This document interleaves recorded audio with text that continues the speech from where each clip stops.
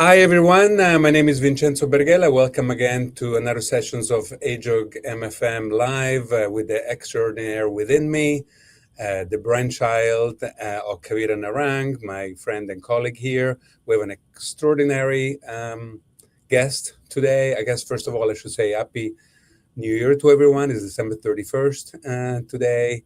We'll wish everyone a wonderful New Year, and Kavita, take it away. Thank you so much, Vince. And yes, good morning, good afternoon, good evening to all our visitors from all over the world, and a very happy new year to everyone.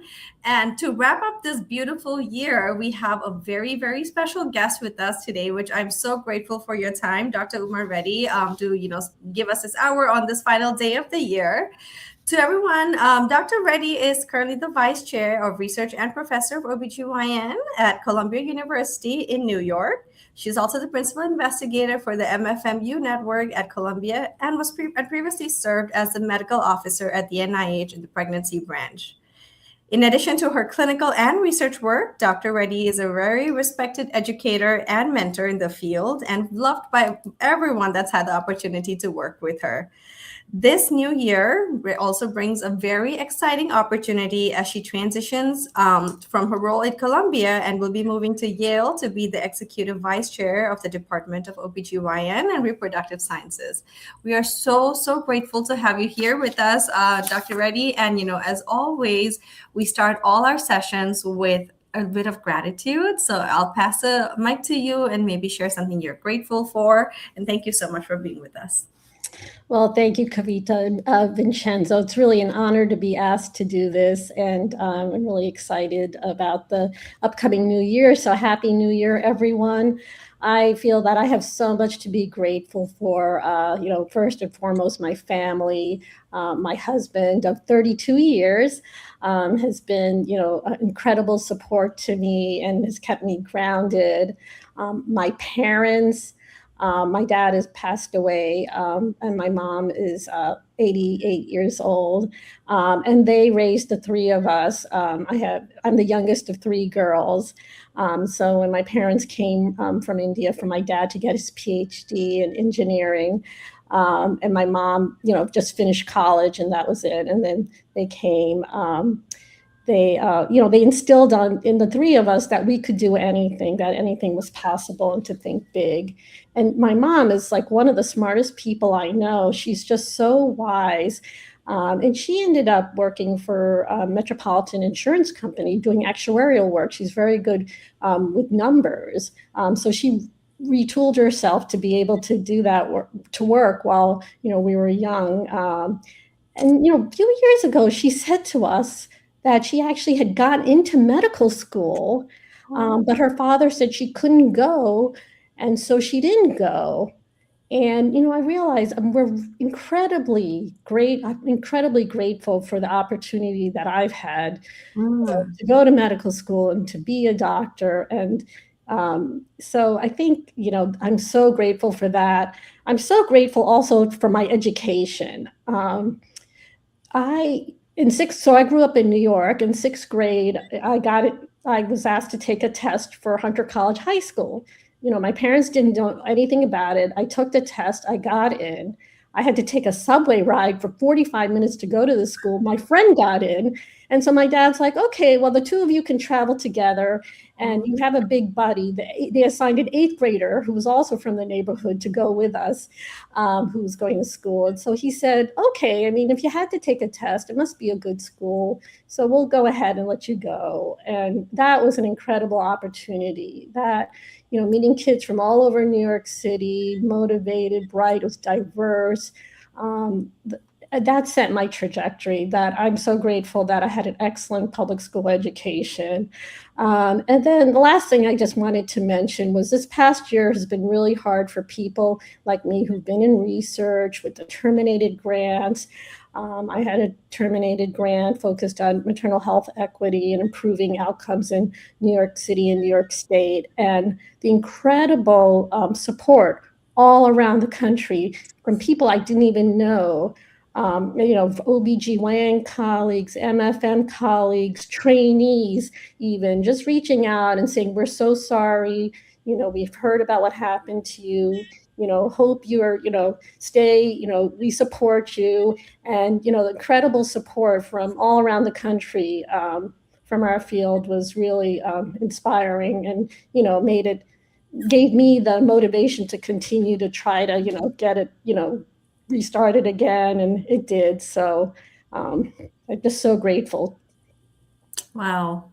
Wow. That is so beautiful. Thank you so much for sharing all of that. And I feel like that's such a wholesome and reflective gratitude. And it got me thinking about so much about my journey this year too. So no, thank you so much for sharing that. And we'll have lots of questions to touch on based on all the stories you already started sharing, which was wonderful. But Vince, I'll pass it to you to share something you're grateful for as well. Well, I'm grateful for Uma, here today. I actually just came back Sunday from 9 days in Italy with my wife Federica, my rock. The 4 kids were there. My mom is 87, actually. Uma, yours is 88. She's turning 88 in 2 weeks. Same age. She's still alive and doing pretty good, considering the age. So it was great to see her. Took lots of pictures, and then we went to see my in-laws and parents and my sister-in-law, father-in-law, nieces, nephews. We skied in the Dolomites. It was a lot of fun. Very family-friendly and concentrated, and so I'm very, very grateful for family and the relationship I have with them. And actually, one of my nieces had a baby yesterday as well, Livia. Congratulations! Congrats to her and the new baby, new generation. Now their grandmother is a great grandmother. It's amazing how things change. Yeah, that is so special. Well, congratulations to your family, and I'm so happy you have had a wonderful year. Thank you for sharing that, Vince. For me, I would reflect the same. I think, at the end of the day, I'm just truly grateful for all the people in my life, my family. My parents are all still back home in Thailand, and my whole family is back there. But, to be able to, I just had a lovely call with them because it's almost New Year's there already. So just my husband, my kids here, and just all the wonderful, loving people in life, whether family or work or colleagues or even beautiful mentors like you both being here and spending the hour with me and helping me learn and grow. And I'm grateful for all the opportunities that came my way this year. I moved, started a new job, and it's just been an incredible journey, and it leaves me feeling very excited for next year. So I'm grateful for all of it. Thank you. And, Uma, so we like to jump right in, and you already kind of touched on this. One of my favorite questions to always open the session is, how your childhood shaped your career and upbringing here, and you talked about your high school and your mom, which is like so inspiring. Now, can you tell us a little bit, are your other siblings also in medicine? How has your journey been to get to this point? Yeah. So I do. Yeah. So I have 2 sisters, and one is a psychiatrist, and then the other one is in finance and works for the office of the comptroller, actually. So they audit banks. So both very accomplished themselves. And like I said, actually, going to Hunter really changed my trajectory because just the classes and experiences, and like we would, have assignments. I'd be like, I can't believe we have to go to a museum and like write about, what, exhibits are the most interesting and why. And they pushed us like that. But actually, senior year, they had this program where they said, if you could take full day classes like everybody, or you could spend half a day in an experience either working or doing something that contributes to your development. And at that point, I had gotten into bridge. So every day, starting in 11th grade, I played bridge with 3 people, 3 guys. Oh, actually 1 woman and 2 guys. So we were friends. We started playing bridge at lunch, and I loved it. I was like a total geek, right? So we would eat lunch and play bridge. And then we got to senior year, and the 3 of them were like, we found a perfect thing. So Mount Sinai is nearby. We can, volunteer. They have research labs, but, we can spend 2 hours in the cafeteria, free lunch, and we can play bridge. And then we can, go to the, internship and, just work in those labs. And I was like, okay, it sounds good. We can continue to play bridge. So it sounds good. So that's what we did. And then initially in the lab, it was a biochemistry lab. And, I wasn't particularly interested, but, I did, they showed me how to make gels and these skills. And, then slowly I started to ask, what are we doing here? Started to understand the point of the lab. And they were, studying this important enzyme and heme synthesis. And then, the head of the lab, realized I was actually taking an interest. It wasn't more than just, doing the lab function so they can do their experiments, and explained it to me and the importance of, heme synthesis and this particular enzyme, the diseases it was involved in, and said, if you're willing to do a literature search and help us, you could be part of the paper. And so by the end, that was like they included me on the paper, but it was really interesting. So I was really interested in I thought basic science research was very interesting. And then, I went to Brown for undergrad. And so, I worked a year in a viral oncology lab. And, I thought that was, what I was really interested in. So I really, attribute the research bug, from that experience at Mount Sinai, actually. And then, in college, my freshman year, my husband lived above me. And so we met the first day of college, which also was his birthday. He turned 18. And I have to say, it took much longer time for us to get married. But it took 7 years later. But, neither of us, had parents who were doctors. But, he too was interested. He was pre-med. He knew he wanted to do pediatrics. And so he, went to medical school at Hopkins, and I ended up doing my residency at Hopkins. And, so we had the world in front of us. We graduated with a lot of debt in medical school, both of us. I mean, it's equivalent to a huge amount now. I mean, it was a huge amount then. But we worked hard to get where we were.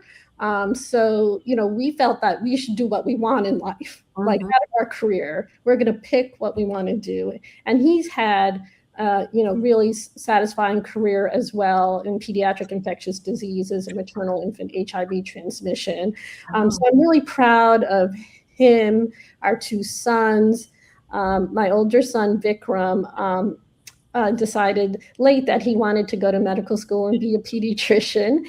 And so now he is a chief resident here in Austin. I'm with him right now. Adult Children's Hospital, and he's going to do a fellowship in developmental behavioral pediatrics. Our younger son, Vinod, is an engineer, and he works for the Department of Energy on the electric grid infrastructure and improving it, which even I understand needs improvement. So really, I'm just so proud of them and what they're doing and their dedication to helping others. And our family's gotten bigger. So Vic got married, and he and his wife, Anisha, who's wonderful. And it turns out she's an OBGYN resident. Oh, and wow. And I'm so glad that his mom being an OBGYN didn't rule her out, that he didn't hold it against her. So that's also reassuring, the work-life balance. And I have a beautiful granddaughter. Her name is Leela, and she's 3 months old. So I couldn't be any more happier or ask for anything more from my family. In terms of my career, you asked me, well, you haven't, but what I've been proud about my career has been, the work that I've done in identifying, gaps in obstetrics and coordinating major studies across multiple collaborators and institutions to study important questions, and being able to balance both. Wow. I've been so impressed, Uma. It's great to share all this warm feeling, about family. Yeah. And, we've been friends for, I guess, maybe 30 years or so. And I've followed you, so impressed about your relationship with your wonderful husband and your two kids. You always talk about them first every time we meet. And now you're going to talk about your granddaughter, which is great. One thing, since we're at the beginning, is I always like to ask about, drive, and you touched on it first, because, like you said, it takes a lot of work, to get to where you are. And as we will later go into your career choices and steps, you mentioned your mother. What can you expand on that? On where you found the fire within.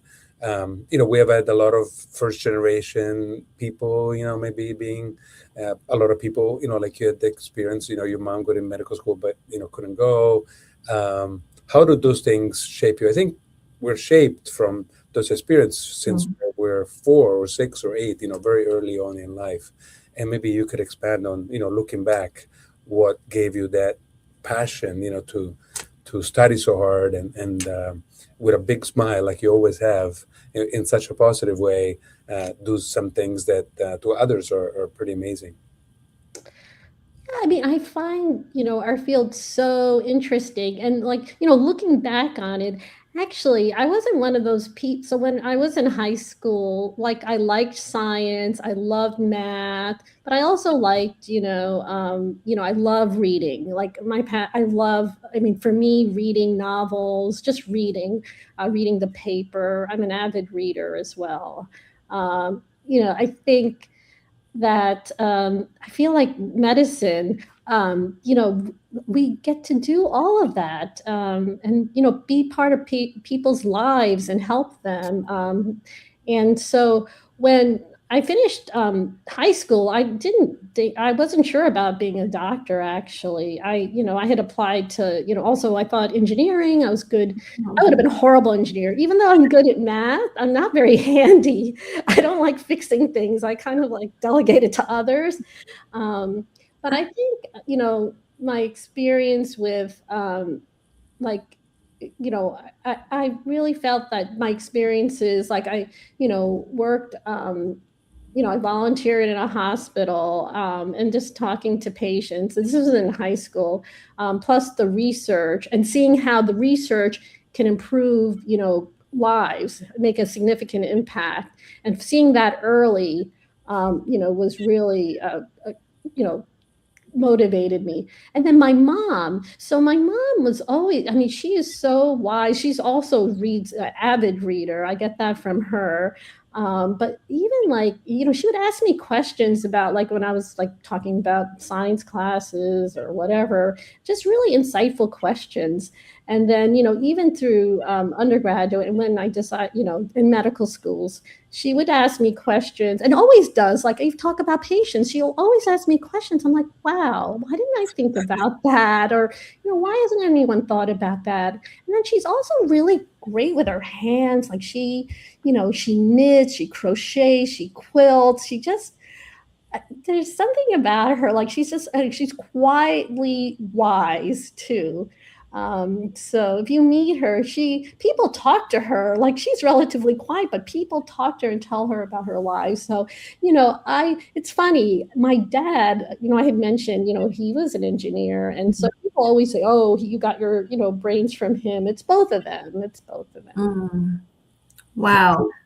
No, I love that. Thank you for sharing that. Because, I think you're right. Sometimes people look at the external career and as the only person who gives brains, but like you've got so much wisdom from your mom, even though, she didn't have all that. That's so wonderful. Thank you so much for sharing that. And, in your career, you've had such a profound and successful career, for yourself, and have impacted and inspired generations of trainees after that. When you take let's say a 30,000 foot view of your career or your life, what would you say are 3 pivotal moments, that shaped your career or you? And if you can share some of the stories around those moments, that'd be wonderful. Yeah, I think one pivotal moment was in medical school. So I had not started off being interested in OBGYN per se. The second year, I was a second-year medical student, and we had pathophysiology, and we had a 2-week course on the pathophysiology of the reproductive system. And Dr. Don Kustan was leading our section of 10 people. So we were there, 10 students. And at the end of the 2 weeks, he said to me afterwards, he goes, "Wow, you did really well on the exam, and you seem very interested. Are you interested in going into OBGYN?" And then by that time, so my dad's younger sister had become an OBGYN, and I was like, no, I have an aunt who's an OBGYN, and she says it's really hard. I'm actually interested. I think, I like neurology, and I like, we had a course on that, and I like, ophtho. I think ophthalmology might be my field. He's like, "Oh, okay. Well, that's too bad. But yeah, you just seemed like you were very interested in this." And then I did my OBGYN rotation last. I purposely picked it last. So I did that you had to do all your core clerkships. And then I loved the clerkship. I had wonderful attendings. I had him again on service. And I was like, wow, this is a phenomenal field to, be part of women's lives. And I just, outpatient, inpatient, I loved all aspects of it. And just, taking care of, the entire woman and her health. And it was just so interesting. So then I did my ophtho elective, which I had been looking forward to, and I couldn't stand it. I was just so bored, outpatient. I couldn't wait till it to be over. And then after that, I had, ophtho was very competitive. So I had set up a rotation for research at Hopkins. And so I had, this really preeminent ophthalmologist, researcher, Dr. Irene Womany. I had set it up as a visiting medical student from Brown. So I went down there, and, there was no email or anything. I went down, I had talked to her, multiple times on the phone. Anyway, I get to her office, and we're talking, and she's talking about the project, and she's like, "You don't seem as interested as you were before." I said, "Well, actually, I've changed my mind. I'm going to apply for OBGYN. But, like I said, I was going to work on this research project for the next 6 weeks. I'm going to work on it. So don't worry about it." She's like, "I have a list a mile long of people who want to do research with me. Don't worry about it. You should do research then in OBGYN." And I'm like, "Well, I don't really know anyone here. I'm a visiting medical student." And so she's like, "Well," she opens the book and she's like, "Okay, maternal fetal medicine, Dr. Tim Johnson is the division director. You should go over and just tell him you want to do research." I'm like, "Just walk over?" She's like, "Yeah." And she told me how to get there. So I get there, and he has 2 assistants, admin assistants sitting outside his door. And they're like, "Who are you?" I said, "I want to make an appointment with Dr. Johnson. Is it possible to meet with him tomorrow?" They're like, "No." I'm like, "Sometime this week?" They're like, "No." I said, "How about next week?" They're like, "No, he's very busy." And then I started sweating. I was like, "Oh my God, here I am. I signed up for a rotation for 6 weeks. I have nothing. This is not good." I guess I could go back to doing the ophtho research. Then he came out actually, and he looked up. He's like, "Who are you?" And I explained I was a visiting medical student, that I want to do research. And I'm not making this up. He said, "Come in here." And he handed me a stack of papers and said, "Here, take these papers and come back tomorrow at 8 a.m. and tell me if you can come up with a research project." Wow. And so I did. I read those papers. I pulled an all-nighter, met with him. We came up with a research project. And, at the time, they had a monitor that did non-stress tests and could pick up fetal movement. And there was the thought that as you go closer to term and in labor, that there's decreased fetal movement, actually. So that was the thought. There were some papers on that. But there wasn't really good evidence. And, obviously thinking that fetal movements decrease in labor, that has clinical implications if you're thinking that's the norm. So he said, "Okay, well, you can use this monitor. Let's monitor."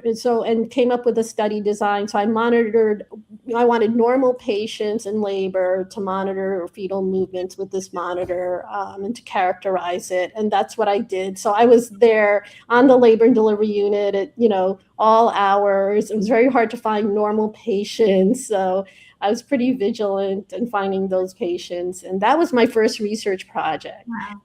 And, I went back to Brown, and I ended up, doing, more, maternal fetal medicine and sub-Is and just loving it and applying for it.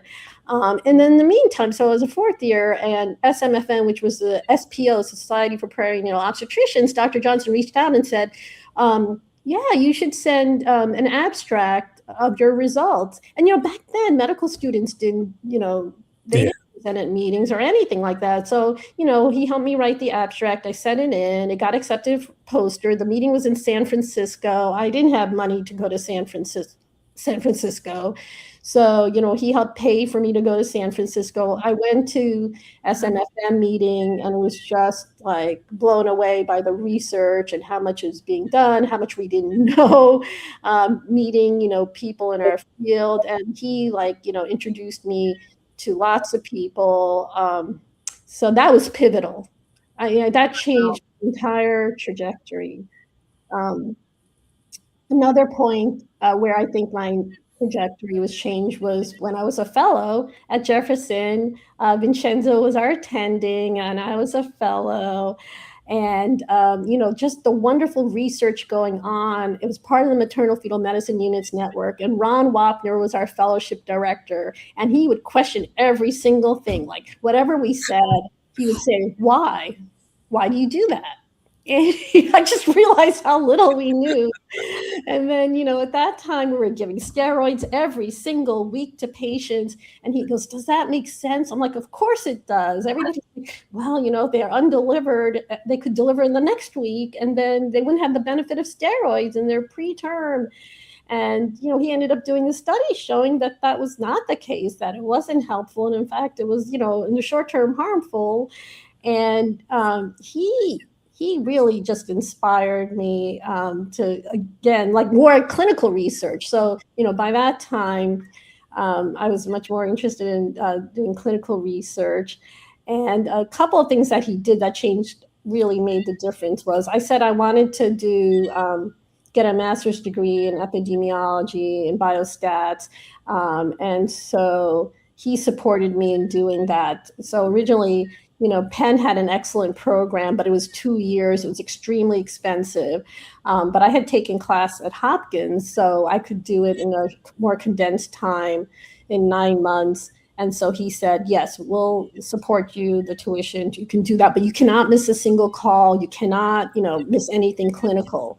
And I said, absolutely. And so, I did every call that I was supposed to. I drove down to Hopkins, did my classes, drove all the way back to Philadelphia, would take call. And but that was an incredible, I learned so much that year. It gave me the skill set to be able to do research, clinical trial design, all those basics I got there.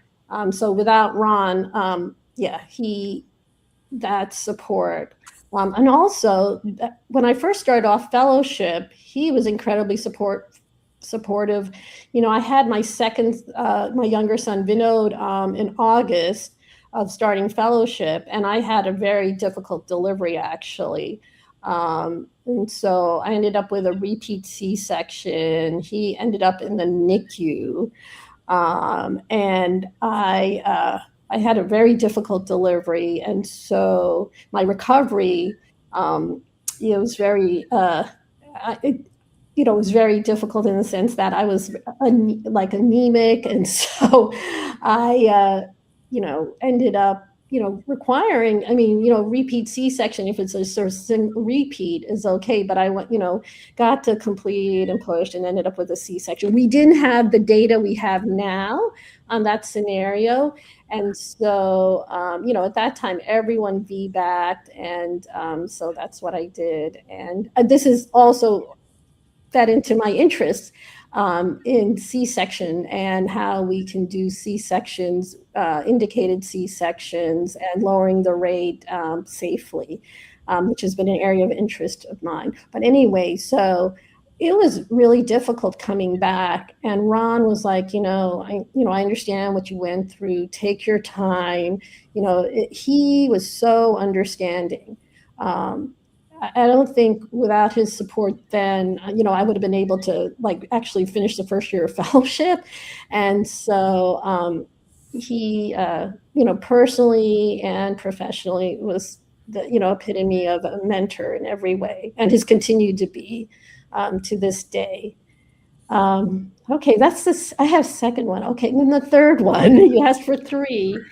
No, these are amazing. Yes, please keep going. Yeah, so I would say, so I was, pretty much I felt like I was an academic MFM. So I did my fellowship.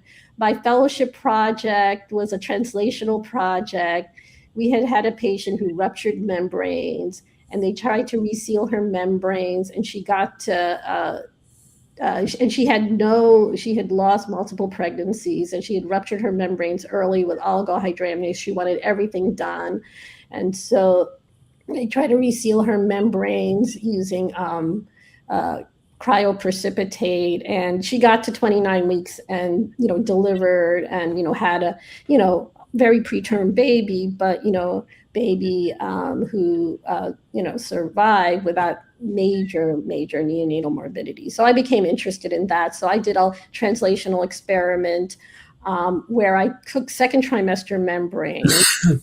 And so I wanted to do this. So I wanted to take second trimester membranes and see in the lab, what would be the best thing to reseal them, because, cryoprecipitate blood products from the patient themselves is, very involved and complicated. And there was this thing called Tisseel, fibrin glue, that they were using for ECMO to seal the catheter. So I thought maybe that would be, helpful for resealing the membranes. So where do I get second trimester membranes? Well, it turned out at Pennsylvania Hospital, there was a physician who was, very, he did a lot of DNCs. So I went and talked to him, and I said, these membranes, I'd be very interested in collecting them for this lab experiment. He's like, yeah, sure. What do you want us to do?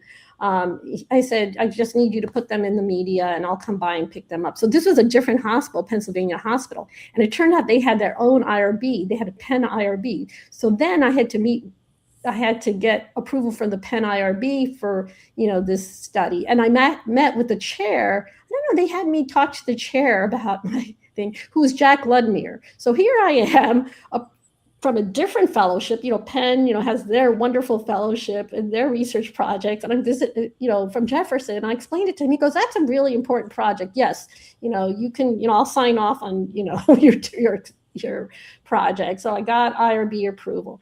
Then the physician I was working with, Dr. Nemiroff, was like, so what are you doing exactly? And I explained to him. And then he's like, it would be better if you did your experiment this way, because you need to, puncture the membranes, rupture happens from inside out, or from outside in instead of inside out. So the way you puncture membranes, I would change that. And I was like, wow. Here he is. He's just in clinical. It's very important. He's in clinical practice, but he was very interested in the research. And I said, do you want to be a part of the research? And he's like, yeah, I would like to be. And then I ended up getting a blood bank involved, and the idea of multidisciplinary research, getting people from different disciplines to work on research together, came from this project. And so this was my project. It got, published in AJOG, and it has 20 people on it, but they helped me. So really, I think that was really important. So anyway, my idea was to be an academic attending, so I took a job at University in Maryland, and, 80% clinical, 20% research. And I think the pivotal moment was, I had wanted to, when I was a fellow, I got offered a job at NIH, at NICHD intramural. So I was very interested in doing that, working half-time at NICHD and then working half-time at Hopkins. And I had pretty much that was going to be my position after I graduated. But like 3 months before, it turned out it was going to be very difficult in terms of malpractice. I would have to work, even I was working half-time, I would have to do full-time call because they would have to pay full malpractice.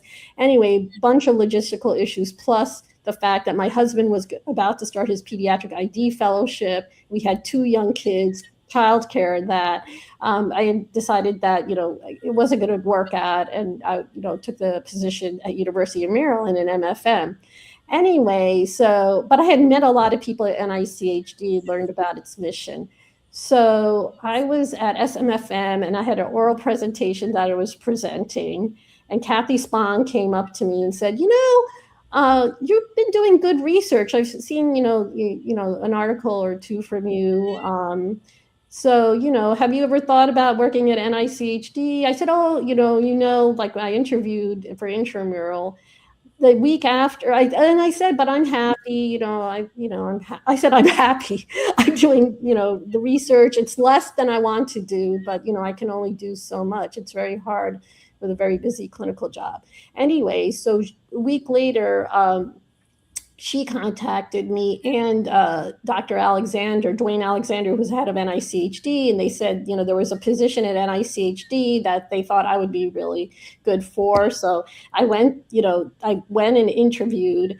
And even after my interview, they said, they were interested in pharmacology, they were interested in adverse pregnancy outcomes, they needed, someone, an MFM to, lead research in these areas.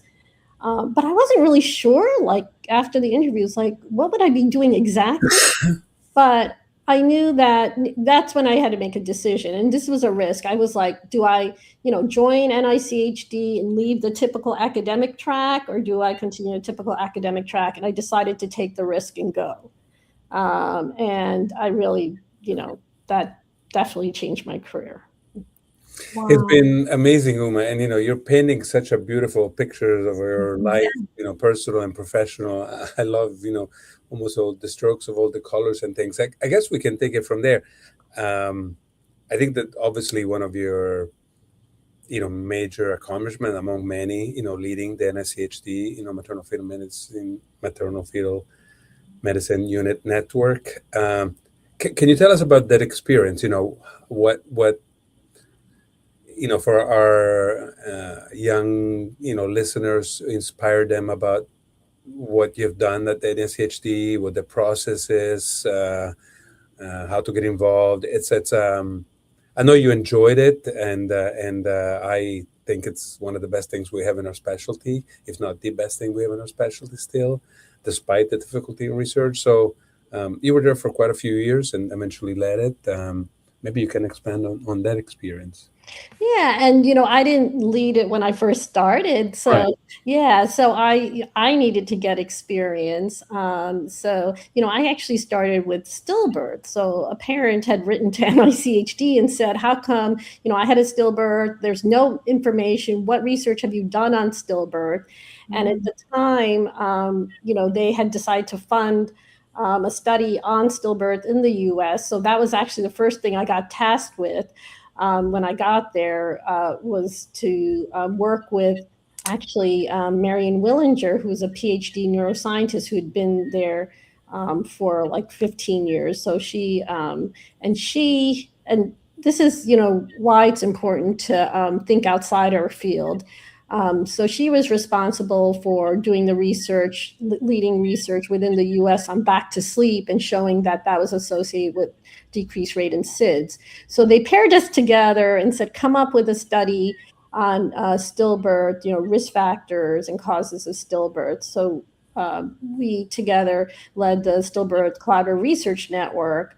And really that study was my first experience with coordinating large-scale research. And this was population-based research. So we were covering different counties in the US. And it wasn't just the 5 major academic institutions that, were part of the grant. It was hospitals community hospitals in those counties, which participated, because every patient who had a stillbirth in these counties, we wanted to approach them and do a complete workup to understand why the stillbirth happened. And then we wanted representative population of controls, women with live births, to understand the risk factors and causes. So that study was, that network, and it was 5 years, and the research we produced from that, in coordinating across sites, and then getting expert, when admitting what we don't know and getting expertise outside of centers. So really, I think that helped prepare me for the maternal fetal medicine units network. And then, I worked on other studies. I think one of the pivotal studies was a consortium on safe labor. So Jim Zhang was a perinatal epidemiologist at the time, and he came, it's been more than 15 years, he came to my office and he's like, I want to do a study on labor curves, because I don't think the Friedman curve, which was what we were using as standard of care, 4 centimeters, I don't think, it accelerates, labor accelerates, active labor starts at 4 centimeters. I have some data, old data, but I don't think so. What do you think?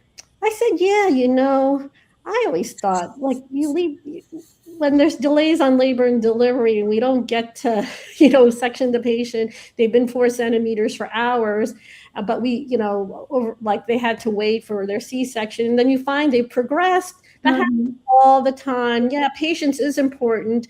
A lot of people do practice patience. They don't wait, they don't instantly say, oh, it's been 4 centimeters.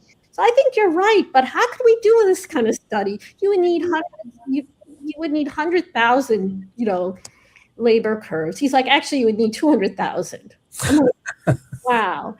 And he goes, yeah, what do you think are the most important things that we would need to be able to do this study besides, let's say we got 200,000. So I talked to him about, like, what kind of data would be critical to collect to understand, what the labor curve would be. And I think the combination of me working with him, we ended up, doing the consortium on safe labor. We put an ad in the Green Journal because it was done on a shoestring budget.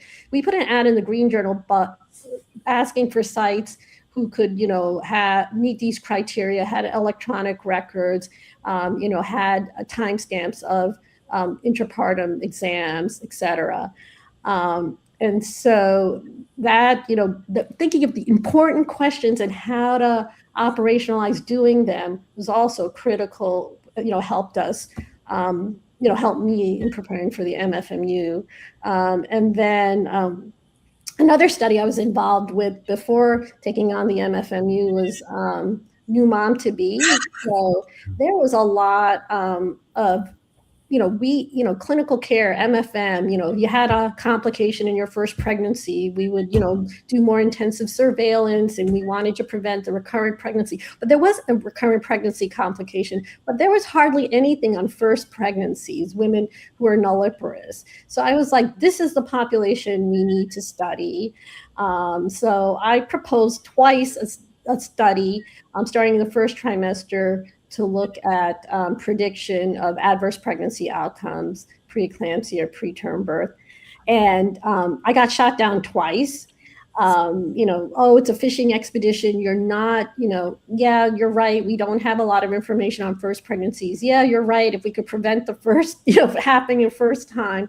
But then, finally, through persistence, got it approved, and we did it. And then, here we are 15 years later, and now we're understanding the relationship of adverse pregnancy outcomes to long-term cardiovascular and metabolic health. So, for me, for the maternal fetal medicine units network, doing all these other studies and getting that skill set really poised me to be able to take on the MFMU.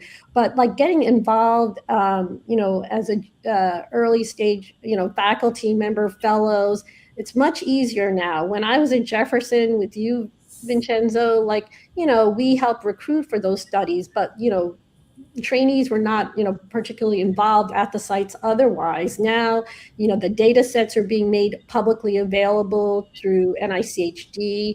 They have a data archive, specimen hub, so you can access studies. You can access, through the sites themselves, more recent studies.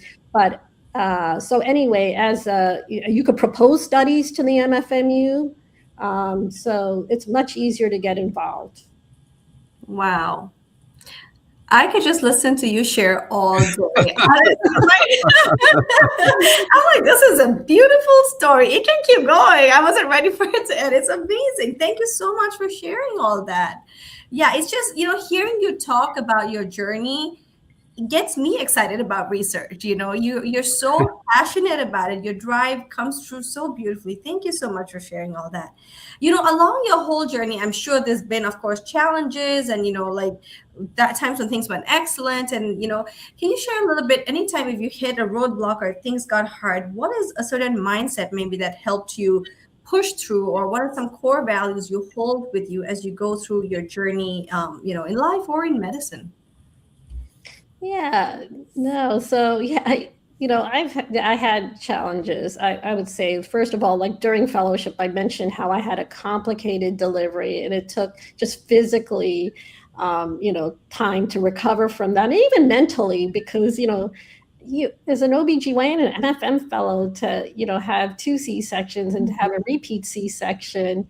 And I, and both my boys were in the NICU. And of course I was like, I could kick myself, you blame yourself. Like first time, my son was in NICU for rule out sepsis. The second time, my son was in the NICU. He was jaundiced. He had a subgaleal hematoma, which thankfully he didn't need to be transfused, but was very, concerning. So, I think, fellowship was very challenging with that, and, childcare. And thankfully I was having difficulty finding childcare. We found a wonderful nanny. So we were able to, and my husband too, he worked as an attending because someone had to work. We owed money and stuff. So he worked as an attending at Bryn Mawr Hospital. And he also worked at Jefferson. So, we were able to, get by. But, in terms of fellowship, I have to say, I was not the most successful fellowship. I had probably a highest abstract to actual paper ratio, not in a good way. I had lots of abstracts, but conversion to papers was very few. I had 2 papers out of fellowship. I remember Ron Wapner, he's like, you have these, you had 5 abstracts, but you don't have any papers coming out of these things. You really need to, and he goes, some of these, abstracts are very good and need to be, you need to get them published. So, and I would get down on myself. I see other people being more productive and think, I should be, and I had one paper that literally was pretty much written, but I perseverated. It just needed a little more work and I didn't do it. I eventually did not get published and was really bad because then, so I would get on my, I'd be like, why, how am I going to, be more productive compared to like, what I've been doing. I try to, but I accepted it. I said, I think this is the key. There are going to be times in your life that you're not going to be productive. Something is going to come up, life circumstances, health circumstances, whatever, work circumstances, personal issues, and that you're not going to be able to, devote yourself to your work, fully, or do what you think you can do, and accept that. But, that will resolve and then you can become more productive. I think accepting that. Wow. Thank you so much for sharing that. Of course, sorry for the challenges, but that, being so vulnerable about sharing that, because I think a lot of, people, younger people, when you go through these phases of, like this, when things are slowing down, people, like you said, people can be really hard on themselves. And recognizing that priorities can fluctuate, I think is so important, especially from women, especially when you have children, you feel like you have this responsibility to be a great mom and still perform at the same level at work. And it's okay to give yourself some grace. So I really appreciate you sharing that, Vince, it sounded like you had a question. Go for it. No, Uma, it's been good. I hope people are getting from this, also your attitude, Uma. You're always like this, like you're today, positive, even keeled, strong in a very gentle way, if I can describe it that way. And I think, how people perceive you, I remember you obviously very well as a fellow. We've been friends since. And I think your personal success and professional success also come from you being so positive, available, put up a good face in a difficult situation, even if things may not be going well. And I guess the next question was, you've had so many opportunities, a change in Maryland, NSHD, Yale, Columbia, etc.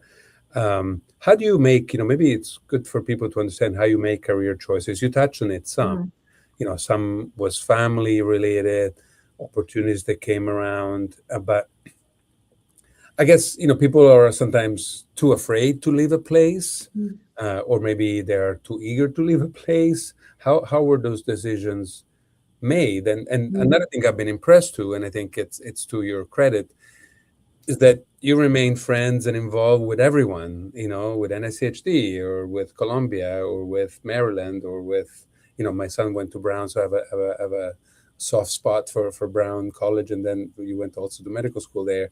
So those personal, relationships and the career choices, that's the question.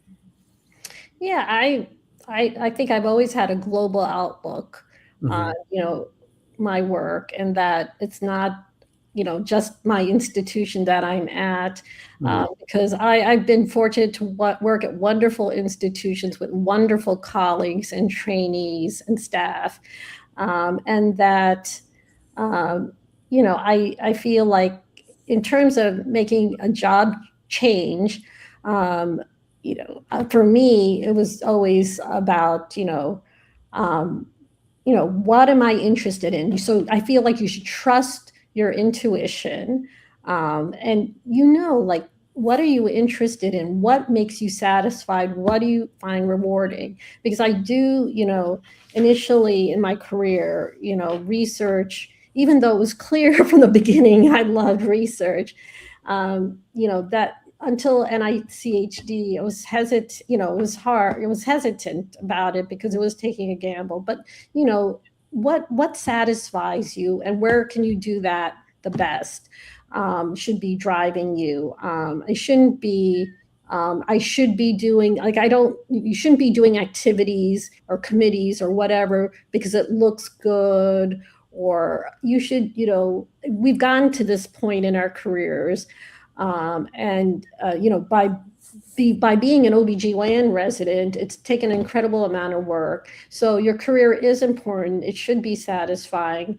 and that should, drive your moves, basically. I think that's what's, so seeing, what resources a place has, the mentorship, their capability areas that you're interested in, because I think, all of us, academic medicine, what keeps us in academic medicine, for all of us, clinical care, making a difference in patients' lives, that's incredibly rewarding. Having patients, have a good outcome, and, they're so thankful for the care. That's all the reward we need in our field. But even, we have bad outcomes, helping the family cope with that, the grief, being there, showing that you care, facilitating that is so important. So I feel like our field, we're very, lucky. It's incredibly rewarding, and it's tough. So I think finding the other than clinical care, what, you're interested in. For me, it was research. Other people are very interested in administration and how to deliver, clinical care, teaching, whatever it is. Positioning yourself in getting a job that you can do that. And you may not be able to get that right away, right? Because, some of these positions, you need experience, but, being patient with yourself too. If I can expand on that, Kavita, real quick. Yes, please. So it sounds like, you kind of decide what you like to do, design your perfect day, and try to find the institution where that perfect day can be done, and that may change over time. What right now, what's one of the things you like to do the most? What are things that make you go in flow? I remember Cynthia Janfi, to my surprise, said having an SPSS file in front of her and working the numbers, which really surprised me from a chairman. But for you, what's something that really you would do for free, like you love to do, of all the things you do? Yeah, of all the things, I think brainstorming on big ideas. I love that. Actually, someone yesterday reached out to me from a different institution and said they wanted to brainstorm about a grant idea. So I think, really thinking about, to me, that's what excites me, is like talking to someone, in the field about ideas, to really tackle the big problems. I mean, we have so many different issues we could be dealing with, our high rates of, pregnancy complications compared to other countries. And, I'm convinced that, we have to address the disparity. I mean, different race, ethnicities, and communities are much, they have high rates, and we have to get to the bottom of it. And so, that's something, this is more, I've been doing more patient-centered, community engaged research, and I find that really satisfying. C-section rates, an area, Vincenzo, you've been working on for a long time. We still have a persistently high C-section rate. So, tackling that. But I think, so brainstorming about these ideas is what I love. Wow. Oh, that's really inspiring. That's awesome. And we have last few minutes. I do have a couple real quick questions I do want to touch on. If I had to see Uma outside of the workspace doing something that she loves the most, what is one fun thing you love doing outside of work? Well, I have a couple of things. I love the beach. I absolutely love the beach. I love sitting and reading on the beach, walking along the beach, going in the water. I love kayaking. Wow. Stand-up paddleboarding. I do it. Taking the risk of doing that. So I really, to me, it's very peaceful. It got me through COVID, walking up and down the beach. I lived close to the beach in the beginning of COVID. And the other thing is my sons are avid football fans. So they were both born in Baltimore. They are Ravens fans. We are season ticket holders. We actually go to the games when they're home games, wherever we are. And actually it turns out I'm actually good at fantasy football too. Wow. Yeah. Out of 16 teams on my husband's side of the family. Oh my God. There's a trophy. And it's really the trophy. The money is like, but it's the pride anyway. So that is so fun. Yeah. Oh, I love that. Thanks for sharing that. That's awesome. And we love to end with, if there is one word you could use to describe yourself, what would that be? I would say focused. People say that I am hard to distract. Awesome. So my family, colleagues. So I would say focus. That once I start thinking about something, I'm like focused on that and figuring it out. Wow. Do you have any final words for our listeners before I wrap it up for us? I think first of all, you've gotten here and through hard work, and that, you should trust your instincts. I feel like the times that I haven't trusted my instincts are the times that I, made choices that, were not the best for me and, ended up changing. So I think, trusting your instincts, again, figuring out what you enjoy, and just having a plan.